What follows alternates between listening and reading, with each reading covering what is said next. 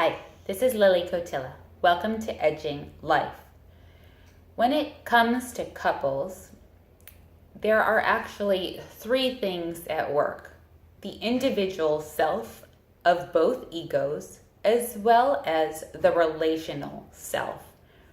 Now, what's in the best interest of the relational self or the relational ego is not always in the best interest of the individual ego.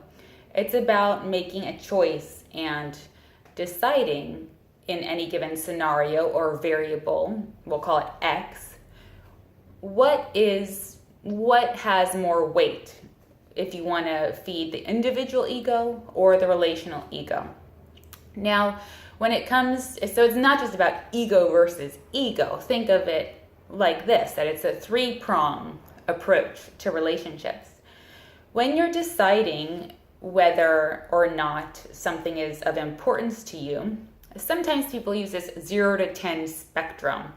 10 being the most angry, or 0 not being angry at all, or 10 being the most important, or 0 not being important at all. Or 10 being the most intense and 0 not intense, whatever the variable. The problem with this spectrum scale is that your number, let's call it 6, is 1 point on that linear line scale. And your partner or the outside person also has a spectrum, and 1 point on that spectrum, let's say a level 7, is really just based on own personal reference. So if I say I'm a level 5 of attachment to where we're going to go to dinner, and the other person is a level 3 or a level 7, how do we know exactly where those line up with the individual ego overlays? Because it's 1 point on the line with no external reference. So a good way to anchor in connection of perspective so that you have a gauge and a bearing, if you will, in terms of the intensity or the anger or whatever the variable is, with respect to self and other in this shared relational space, is to do a quick comparison. Not in the traditional sense, but let's say person A really wants to paint the room green and is just very emphatic about painting this room green. And you decide it's not really worth a battle to you, and the attachment of your wanting to paint the room blue just isn't worth the relational distress that might cause.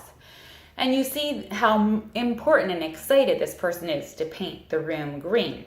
Okay, so that happens. Fast forward in time now, and let's say you really want to go to the Asian restaurant, not the Italian restaurant, for Thanksgiving. I don't know. You want to go to the Asian restaurant, and your partner's really wanting to go to the Italian restaurant.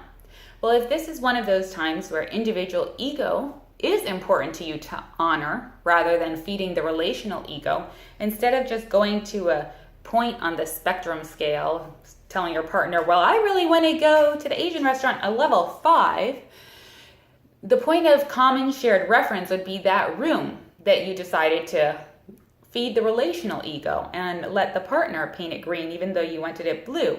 So you might compare that you want to go to an Asian restaurant for Thanksgiving to the same extent that you perceived this person wanting to paint the room green.